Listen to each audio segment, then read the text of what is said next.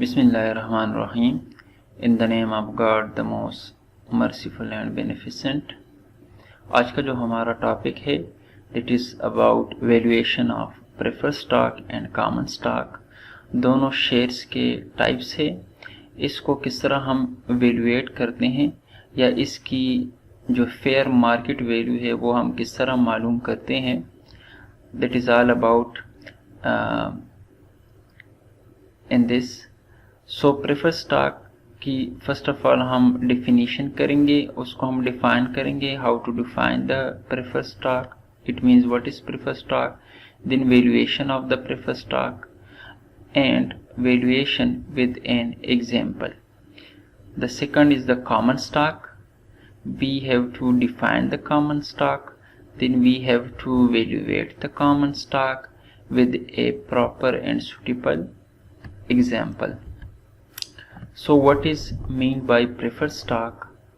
A preferred stock is a type of stock that promises usually a fixed dividend. This is an important point for you people. A fixed dividend, but at the discretion of the board of directors. It means that fixed dividend is given by the board of directors on the discretion of the board of directors. And discretion means if board of directors wants that in this year we will be giving the preferred dividend, then the preferred dividend will be given to the preferred stockholders. And if board of directors do not want to give dividend to the preferred stockholders, then the preferred stockholder will not be paid with dividends. इसका मतलब ये है कि एक तो ये है कि प्रेफर्ड स्टॉक जो है उस पे फिक्स डिविडेंड मिलता है, जस्ट लाइक बॉन्ड्स पे इंटरेस्ट जिस तरह या क्यूपन जो है वो फिक्स्ड मिलता है, उसी तरह प्रेफर्ड स्टॉक पे फिक्स डिविडेंड मिलता है। और उसके साथ साथ ये डिस्क्रिशन, ये किसके पास है ये discretion? This is discretion is with the, मतलब ये जो फैसला है, ठीक है ना, ये किसके पास है? बोर्ड ऑफ डायरेक्टर के पास है कि आया प्रेफर्ड स्टॉक होल्डर्स को इस साल या फला साल जो है डिविडेंड मिलना चाहिए या नहीं मिलना चाहिए। प्रेफर्ड स्टॉक है preference over common stock in the payment of dividend. दो तरह की प्रेफरेंस होती है प्रेफर्ड स्टॉक होल्डर को कॉमन स्टॉक होल्डर पर। एक तो है पेमेंट ऑफ डिविडेंड में उसको प्रेफरेंस होती है, मतलब जब कंपनी इनकम कमाती है तो सबसे पहले प्रेफर्ड स्टॉक होल्डर को डिविडेंड मिलता है। And claim on asset. And the second is कि अगर लिक्विडेशन ऑफ कंपनी हो, जब कंपनी बैंकरप्ट हो जाती है या इंसॉल्वेंट हो जाती है, the company is not able to pay their debts in due time. तो फिर कंपनी की लिक्विडेशन होती है और at the time of liquidation of the company claim on the assets of the business, उसमें भी प्रायोरिटी है प्रेफर्ड स्टॉक को। तो preferred stock is given preference in two things, one in the payment of dividend and the other on the claim on the assets of the business at the time of liquidation of the business. Valuation of the preferred stock. Preferred stock is just like perpetuity. अगर हम देखें तो इसकी life time जो है वो भी infinite number जो है पर मुश्तमिल है और इसकी जो पेमेंट है वो भी फिक्स है। जस्ट लाइक एन्युटी में भी एक फिक्स्ड एक ख़ास स्पेसिफिक अमाउंट होती है, इक्विडिस्टेंट टाइम पीरियड्स पे किया जाता है और infinite number of time periods के लिए पे किया जाता है। यहाँ पे भी इन्फिनिटी है, तो लिहाजा जो फार्मूला है उसके लिए दैट इज़ फॉर दिस, जिस तरह एन्युटी का फार्मूला है बिल्कुल वही फार्मूला है, मतलब परपेचुइटी के लिए जो फार्मूला है बिल्कुल वही फार्मूला है, ठीक है, यहाँ पर भी। So this V means the price of the preferred stock and DIV means dividend of, small p means preferred stock, dividend given to the preferred stockholder at a particular time and KP is basically the discount rate or rate of return required in the market. मतलब market rate of return जो है investor जो demand करते हैं या market में जो मिलता है इन्वेस्टर को, वो रेट ऑफ रिटर्न है। इसको हम बास टाइम जो है इंटरनल रेट ऑफ रिटर्न भी कहते हैं, डिस्काउंट रेट भी कहते हैं, ठीक है। So is the dividend, KP is the investor required rate of return and V is the price of preferred stock. Preferred stock example अगर हम पढ़े तो preferred stock has an 8% dividend, $100 par value, issue outstanding, ठीक है। जब preferred stock को issue कर रहे थे तो उस टाइम उसकी वैल्यू $100 थी, यानी पार वैल्यू है। The appropriate discount rate is 10%, 10% इसकी डिस्काउंट रेट है। What is the value of the preferred stock, यानी मार्केट रेट ऑफ रिटर्न जो है या ठीक है इन्वेस्टर जो डिमांड करते हैं दैट इज 10% और 8% जो इस पे डिविडेंड मिल रहा है 100 पार वैल्यू है। तो डिविडेंड फॉर प्रेफर्ड स्टॉक हम किस तरह मालूम करते हैं, हम इसी 8% को $100 के साथ यानी पार वैल्यू के साथ मल्टीप्लाई करते हैं तो इससे $8 आता है। तो मतलब $8 जो है एनुअली दिया जाता है प्रेफर्ड स्टॉक होल्डर्स को। अब $8 डिविडेंड दिया जाता है और divided by discount rate that is 10%, तो 8 divide by 10 is equal to $80, ठीक है। सो $80 इज बेसिकली व्हाट, क्योंकि 10% है तो आपने 0.1 लेना है, ठीक है, 0.1 लेना है, परसेंट इस तरह नहीं लेना है, इसको 0.1 में चेंज करना है।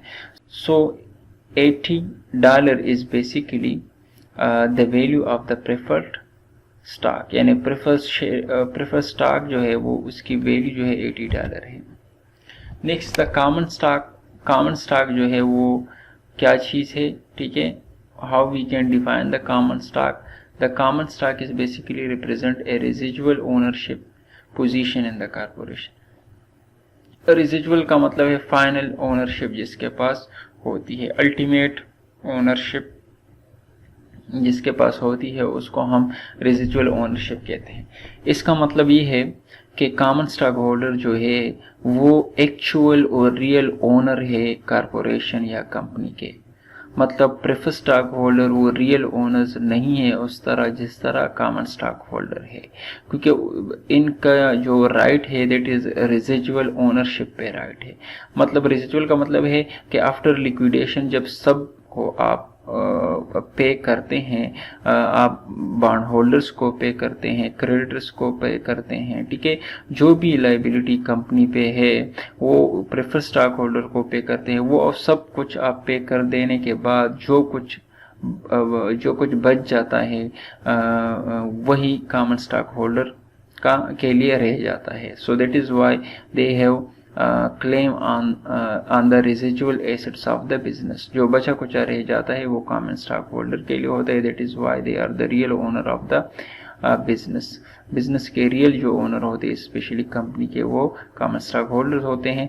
कॉमन स्टॉक होल्डर को क्या मिलता है, pro rata share of future earnings. एक तो यह है कि प्रोराटा का मतलब है प्रोपोर्शनली, मतलब प्रोपोर्शनली शेयर उनको मिलता है फ्यूचर अर्निंग में। प्रोपोर्शनली का मतलब ये है कि फ्यूचर अर्निंग जितने ज़्यादा हो तो उसके प्रोपोर्शन के हिसाब से उनकी जो अर्निंग है उनकी अर्निंग भी ज़्यादा होगी, ठीक है। और इसी तरह अगर ऑब्लिगेशन ज़्यादा होंगे तो इनके ऑब्लिगेशंस भी ज़्यादा होंगे, ठीक है। डिविडेंड में be paid out of the pro rata share of earning, ठीक है। जो शेयर ऑफ अर्निंग है, ठीक है, अर्निंग है उसमें से कुछ डिविडेंड मिलेगा इनको। तो मतलब एक तो ये है कि इनका हक जो है जितना अर्निंग ज़्यादा होगी, जितनी अर्निंग ज़्यादा होगी, ठीक है, उस पे भी इनका हक है। और दूसरी बात यह है कि डिविडेंड उसी से मिलता है, ठीक है, उसी अर्निंग से डिविडेंड भी इनको मिल जाता है। तो डिविडेंड मिलता है इनको और फ्यूचर अर्निंग में से भी हिस्सादार है, तो दोनों जो है इनका हक है उन पे। Valuation of common stock, what cash flows will A share holder receive when owning shares of common stock. अगर कॉमन स्टॉक होल्डर्स के साथ जो है कॉमन स्टॉक यानी कॉमन शेयर्स है तो उसके क्या क्या हुकूक है, उनको बेनिफिट्स कौन से मिलते हैं। ठीक है, बेनिफिट्स जो है एक तो है कि उनको डिविडेंड मिलता है फ्यूचर में, ठीक है, और future cell of common stock shares. तो मतलब अगर आप कॉमन शेयर्स को बेचते तो उसकी प्राइस जो है वो मार्केट में ज़्यादा हो सकती है, तो आप जो है ज़्यादा उस पर भी कमा सकते हैं, डिविडेंड भी मिलता है, और जो है शेयर की प्राइस एप्रिसिएशन से भी आप कॉमन स्टॉक होल्डर को फ़ायदा होता है। अच्छा, dividend valuation model. Dividend valuation model ऐसा मॉडल होता है जिसमें डिविडेंड को हम डिस्काउंट करते हैं और जो value of the common stock है वो मालूम करते हैं। ठीक है, how to discount the dividend? It is simply divide the dividend for 1 year, for 2 year, for 3 year, 4 year and up to infinity. मतलब क्योंकि कॉमन स्टॉक होल्डर्स जो होते हैं या कॉमन स्टॉक या जो कॉमन शेयर्स होते हैं उसकी जो लाइफ होती है वो अनलिमिटेड होती है, अनटिल तब तक उसकी लाइफ होती है जब तक कंपनी जो है बंद ना हो जाए।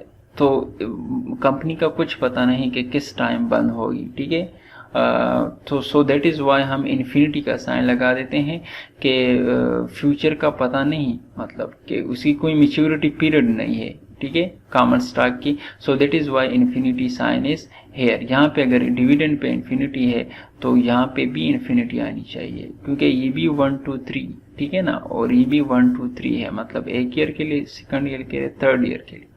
तो जब इन्फिनिटी आ जाती है तो हम इसको जो है रिड्यूस कर देते हैं, इस तरह समेशन कर देते हैं कि T1 अप टू इन्फिनिटी।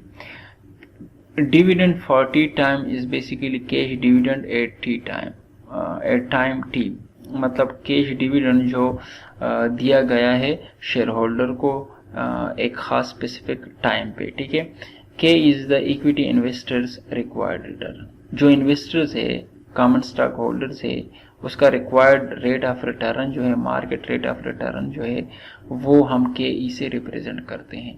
तो K is basically the discount rate, ठीक है, जो यहाँ पे लग गया है। सो इससे हम इस तरह जो है कॉमन स्टॉक या कॉमन शेयर्स की जो वैल्यू है वो मालूम करते हैं। ठीक है, हम हर एक डिविडेंड को डिस्काउंट कर देते हैं। अगर आपको पता है कि 3 इयर्स डिविडेंड जो है फ्यूचर में मिलने वाले हैं तो आप 3 इयर्स के लिए डिस्काउंट करते हैं। यहाँ पे D3 लिखे और डिवाइड करें 1 + KE raise to the power 3 पे, तो इससे जो आएगा that is basically the value of the common stock. So this is dividend discount model. इसको हम क्या कहते हैं? डिविडेंड डिस्काउंट मॉडल कहते हैं। इसको हम डिविडेंड डिस्काउंट मॉडल इसलिए कहते हैं क्योंकि हम इसमें सिर्फ डिविडेंड लेते हैं और डिविडेंड को डिस्काउंट करते हैं इन ऑर्डर टू फ्यूचर जो डिविडेंड्स है, ठीक है ना, फ्यूचर डिविडेंड को डिस्काउंट करते हैं in order to create the current market price of the common stock. Adjusted dividend valuation model. The next is making some adjustment in this dividend model. अब adjustment हम क्या कर रहे हैं? यहाँ तक तो हमें पता है कि डिविडेंड डिस्काउंट मॉडल जो है वो सिर्फ डिविडेंड को डिस्काउंट करता है, इसीलिए उसे हम डिविडेंड डिस्काउंट मॉडल कहते हैं। एक प्रॉपर डिस्काउंट रेट पे उसको हम डिस्काउंट करते हैं। लेकिन अगर हमें पता लग जाए कि फ्यूचर में हम जो है, ठीक है ना, n नंबर ऑफ ईयर्स, मतलब कोई भी n नंबर ऑफ ईयर्स हो सकते हैं, आफ्टर 5 ईयर्स, आफ्टर 10 ईयर्स जो है मैं इस कॉमन स्टॉक को बेचूंगा। अगर आप बेचेंगे तो उसकी कोई ख़ास प्राइस होगी और आप सोच रहे हैं कि एक्सपेक्टेड प्राइस फॉर एग्जांपल ये है, इस पे मैं बेचूंगा, या आपने बेच दिया है या आप बेच रहे हैं या आप बेचेंगे, ठीक है। सो उस प्राइस को हम शामिल करते हैं डिविडेंड डिस्काउंट मॉडल में, मतलब सेल प्राइस जो है एक्सपेक्टेड उसको हम शामिल करते हैं डिविडेंड डिस्काउंट मॉडल में, और इस तरह इसकी हम एडजस्टमेंट करते हैं। फिर हम कहते हैं कि एडजस्टेड डिविडेंड वैल्यूएशन मॉडल, ठीक है। डिविडेंड डिस्काउंट मॉडल को हम एडजस्ट कर देते हैं और इस तरह उसमें price of the common stock भी आ जाता है, और ये वो जब आप बेच रहे हैं तो उसके साथ अगर डिविडेंड है ठीक है ना। बाज़ टाइम हम डिविडेंड के साथ बेच देते हैं, मतलब डिविडेंड मिलने वाला है 3 दिन बाद और आप बेच देते हैं तो डिविडेंड तो उस बंदे को मिलेगा, ठीक है ना, या 10 दिन बाद या 1 महीने बाद डिविडेंड जो है मिलने वाला है तो डिविडेंड जिस पे आप बेच रहे हैं उसको मिलेगा। सो that is Y that is also a part of the price, ठीक है।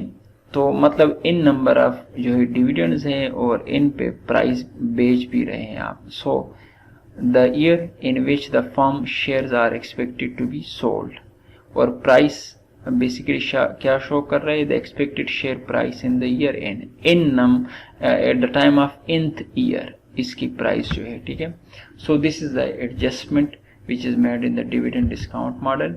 After that dividend growth pattern assumption. अच्छा, ग्रोथ पैटर्न के जो है 3 एजम्पशन है, एक है कांस्टेंट ग्रोथ, एक है जीरो ग्रोथ, एक है ग्रोथ इन फेजेस। मतलब फेजेस में ग्रोथ है लेकिन वो मैं यहाँ पे नहीं करूँगा, नेक्स्ट अगर टाइम मिला तो वो मैं कर दूंगा क्योंकि वो बहुत टाइम टेकिंग प्रोसेस है, टाइम उसमें ज़्यादा लगेगा। उसमें ग्रोथ के डिफरेंट फेजेस होते हैं और फेजेस जो है एक फेज के हम मालूम करते हैं, फेज के लिए हम पहले प्राइस मालूम करते हैं, दूसरे फेज के लिए तो उसमें ग्रोथ फेजेस होते हैं, ठीक है। सो हम ये दोनों करेंगे, कांस्टेंट ग्रोथ और जीरो ग्रोथ। अगर डिविडेंड जो है वो कांस्टेंटली ग्रो कर रहा है, मतलब फॉर एग्जांपल हम कहते हैं कि अगले साल जो है 5% डिविडेंड जो है ग्रो करेगा, फिर उससे अगले साल, ये हमें पता है फॉर एग्जांपल कांस्टेंट ग्रोथ है, फिर अगले साल फिर 5% ग्रो करेगा, मतलब हर साल जो है 5% जो है डिविडेंड ग्रोथ कर रहा है, तो इसको हम कांस्टेंट ग्रोथ कहते हैं। एक ये है कि मतलब जीरो ग्रोथ है, ग्रोथ नहीं हो रही, बस हर साल जो है आपको तकरीबन वही अमाउंट मिल रहा है, वही डिविडेंड है, उसमें कोई चेंज नहीं आ रहा।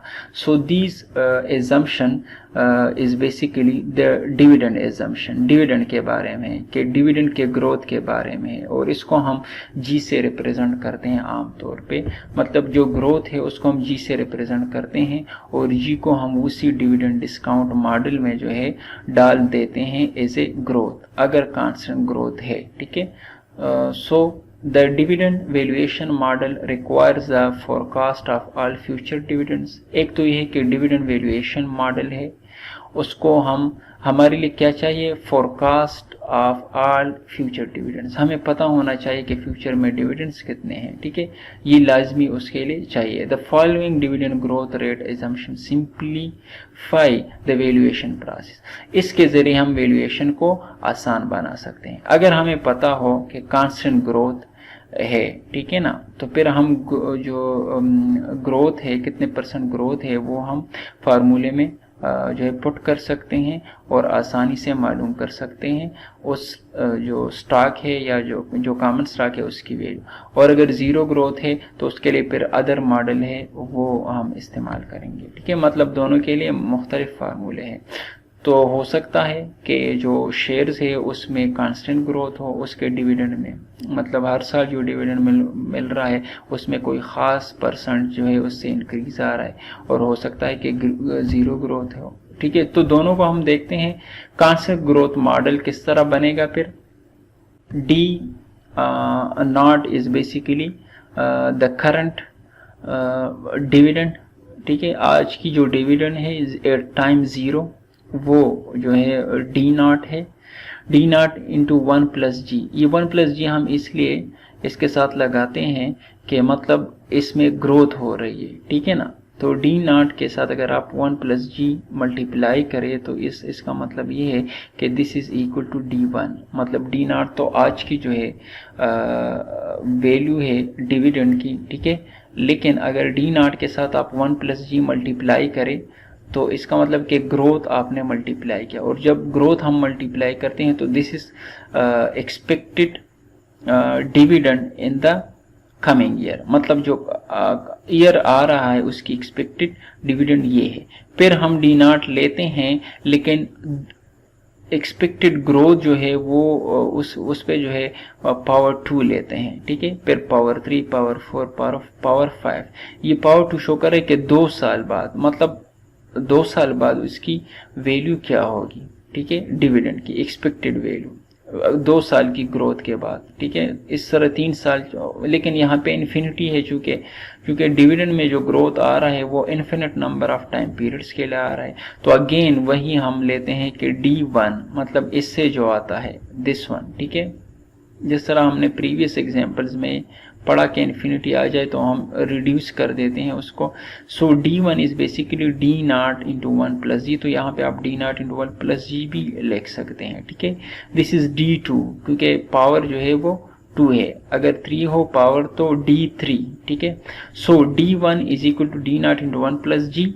अगर आपको D1 नहीं यहाँ पे अवेलेबल तो आप D0 ले सकते हैं, और अगर आपको D1 अवेलेबल नहीं है, D0 अवेलेबल है तो D0 इंटू 1 प्लस जी ले यहाँ पे, ठीक है। तो दोनों केसेस आप जो है आप ले सकते हैं, दोनों में से कोई एक, डिवाइड बाई KE माइनस ई, और नीचे जो आप KE लेंगे और माइनस जी लेंगे। This is basically the formula for finding the value of the common stock when there is a constant growth in the dividend। अगर डिविडेंड में ग्रोथ है तब आप ये फार्मूला यूज कर सकते हैं। अगर ग्रोथ नहीं है तो फिर चूंकि ग्रोथ नहीं है तो आप ये ग्रोथ जो है हटा देंगे, ठीक है ना। फिर आप ग्रोथ हटा देंगे तो फिर जीरो के लिए जो है जीरो ग्रोथ मॉडल बन जाएगा। ये हम फिर देखते हैं लास्ट में, फिलहाल यही है, ठीक है। सो मैं ये हटा देता हूँ, ये जो मैंने इरेज कर देता हूँ। फिलहाल यही मॉडल है आपके लिए, ठीक है। This is the model for this is the constant growth model, ठीक है, for valuation of the common stock. Constant growth model with examples. अच्छा, फॉर एग्जांपल एक कॉमन स्टॉक है जिसकी एक कॉमन स्टॉक है जिसकी ग्रोथ रेट जो है वो 8% है, मतलब हर साल उसकी डिविडेंड में जो एक्सपेक्टेड ग्रोथ आता है वो 8% आता है। एनुअल जो उस पे डिविडेंड है पर शेयर, एक शेयर पे जो एनुअल डिविडेंड है वो $3.24 है। तो मतलब एनुअल डिविडेंड आपको मिल गया, लेकिन इसमें ग्रोथ कितना आ रहा है हर साल? 8% आ रहा है, ठीक है। The appropriate discount rate is 15%। जो डिस्काउंट रेट है ये वही रेट ऑफ रिटर्न है जो KE है, ठीक है। KE हम जो आमतौर पे लेते हैं वही है, ठीक है, ये वाला। सो K इज इक्वल टू 15%, मतलब डिस्काउंट रेट जो है 15% है। What is the value of the common stock? तो हमें पता है कि D1 is equal to what, क्योंकि हमें यहाँ पे सिर्फ एनुअल जो है डिविडेंड दिया गया है। ये नहीं कहा गया है कि जो आने वाला ईयर है, जो आने वाला साल है, उसमें जो है डिविडेंड कितना है, तो वो हम खुद मालूम करेंगे। ये 8% जो है आप इसके साथ मल्टीप्लाई करेंगे क्योंकि इतना ग्रोथ आया है। So D1 is equal to basically D0। तो ये जो दिया गया है ये क्या है? ये बेसिकली D0 है, ठीक है। दिस इज D0, ये D0 है। So D0 multiplied by 1 plus G is equal to D1। सो इसी तरह अगर आप D2 मालूम करना चाहते हैं तो फिर यहाँ पे D1 लेंगे। D2 is equal to D1 into 1 plus G, ठीक है। इसी तरह D3 आप मालूम कर रहे हैं तो यहाँ पे आप D2 ले सकते हैं, D2 इंटू 1 प्लस जी, इस तरह भी मालूम कर सकते हैं।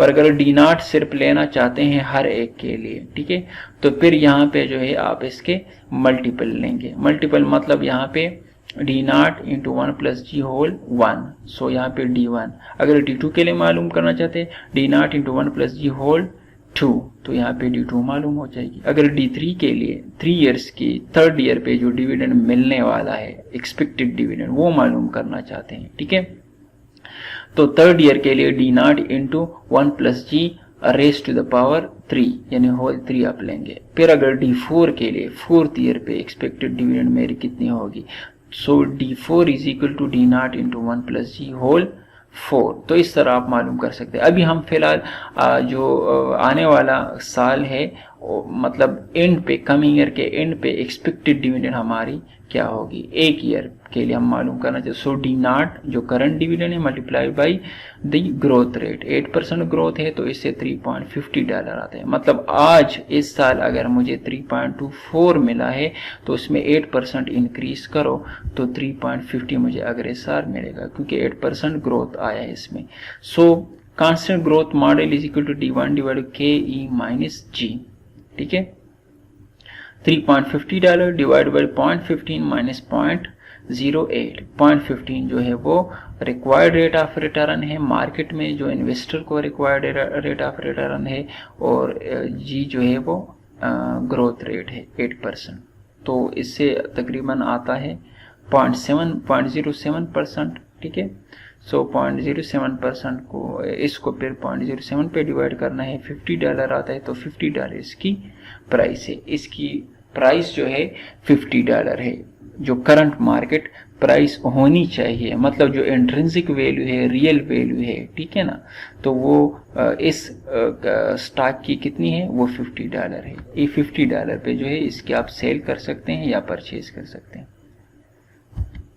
जीरो ग्रोथ मॉडल, अगर ऐसा कोई स्टॉक है, मतलब कॉमन स्टॉक है जिसपे कंपनी जो है कोई ग्रोथ रेट नहीं रखती, मतलब जीरो ग्रोथ है, उसके डिविडेंड में ग्रोथ नहीं है, कोई एक्सपेक्टेड ग्रोथ नहीं है, न कंपनी ने कुछ कहा है कि इसमें ग्रोथ है, ठीक है ना। सो उसकी फिर वैल्यूएशन हम किस तरह करेंगे। The zero growth model assumes that dividend will grow forever at the rate of G is equal to 0, मतलब कोई ग्रोथ नहीं है, ठीक है ना।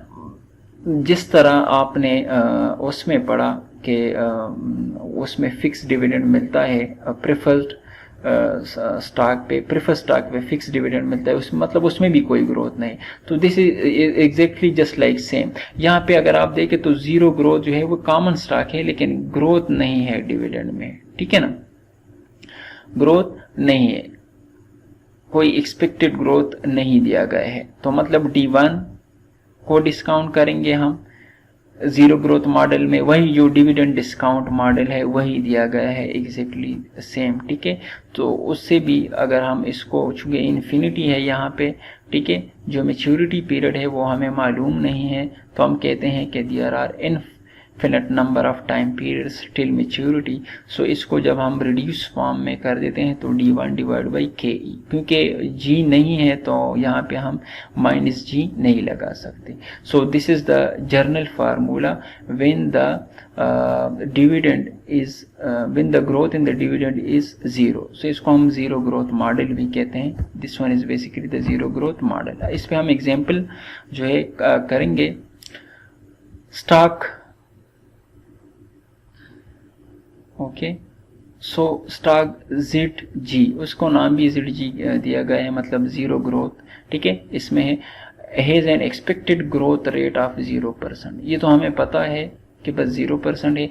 Each share of stock just received an annual 3.24 dividend per share. ये वही same example है कि डिविडेंड जो मिल रहा है वो 3.24%, सॉरी $3.24 मिल रहा है पर शेयर, एक शेयर पे। The appropriate discount rate is 15%। जो डिस्काउंट रेट है, जो मार्केट रेट ऑफ रिटर्न है, ठीक है, वो क्या है, वो 15% है, मतलब KE जो है वो 15% है, ठीक है। What is the value of the common stock, common stock की वैल्यू क्या होनी चाहिए, ठीक है। तो फार्मूला जो है ये वाला आप पुट करें, D1 divide by K E, V is equal to D1 divide by K E. तो इससे क्या आएगा, D1 हम किस तरह मालूम करते हैं, आपको पता है ना कि हम D1 किस तरह मालूम करते हैं, 1 प्लस जी, लेकिन जी की जगह आप 0 लगाएंगे तो यहाँ पे 1 रह जाएगा, 1 रह जाएगा। तो 3.24 multiplied by 1 is equal to $3.24। This is D1। या आप डायरेक्टली भी ये फैक्टर्स जो है, ये टर्म जो है, होल टर्म आप यहाँ पे D1 की जगह लगा सकते हैं। तो आप लिखेंगे D0 into 1 plus G divided by K E minus जी, ये जरूरत भी नहीं है क्योंकि 0 है, तो D1 डिवाइड बाई के ई। सो के ई कितना है ये आपको पता है, ठीक है, कितना है, 15% है, तो 0.15 आपने लगाना है इस तरह। सो 3.24 डिवाइड 0.15 इज इक्वल टू $21.60। इस किस्म का जो स्टॉक है जिसमें ज़ीरो ग्रोथ है डिविडेंड में, तो ज़्यादातर जो इन्वेस्टर्स होते हैं वो उसके लिए जो है ज़्यादा अट्रैक्टिव स्टॉक नहीं होता इस किस्म का स्टॉक, क्योंकि उसमें ज़ीरो ग्रोथ है डिविडेंड में, तो उसमें अट्रैक्शन नहीं होती, तो इन्वेस्टर जो है उसकी ज़्यादा डिमांड नहीं करते। तो ऑटोमेटिकली इससे पहले अगर आपने यही डिविडेंड था, ठीक है, लेकिन उसमें ग्रोथ था, यही परसेंटेज था, ठीक है, तो वो $50 का बिक रहा था मार्केट में, लेकिन ये बिकेगा $21.60 का है। मतलब करंट जो मार्केट प्राइस इसकी है, जो इंट्रिंसिक रियल वैल्यू है, वो $21.60 है। तो मतलब जो ग्रोथ स्टॉक है उससे इसलिए कम है क्योंकि इन्वेस्टर के जहन में होता है कि इस पे तो ग्रोथ भी मिल रहा है, फ्यूचर में जो है ज़्यादा फ़ायदा मिल रहा है, ठीक है ना, फ्यूचर में डिविडेंड जो है ग्रो कर रहा है, तो लिहाजा मैं इस पे ज़्यादा जो है इसकी कीमत जो है दे सकता हूँ, ज़्यादा पे ख़रीद सकता हूँ। लेकिन चूँकि ये ज़ीरो ग्रोथ है तो मैं इस पे ज़्यादा क्यों दूँ, क्योंकि ये मुझे प्रॉफिट कम दे रहा है, तो लिहाजा इसकी कीमत as compare to the growth stock जो है वो कम होती है, तो इसलिए $21.60 जो है वो आई है। Thank you.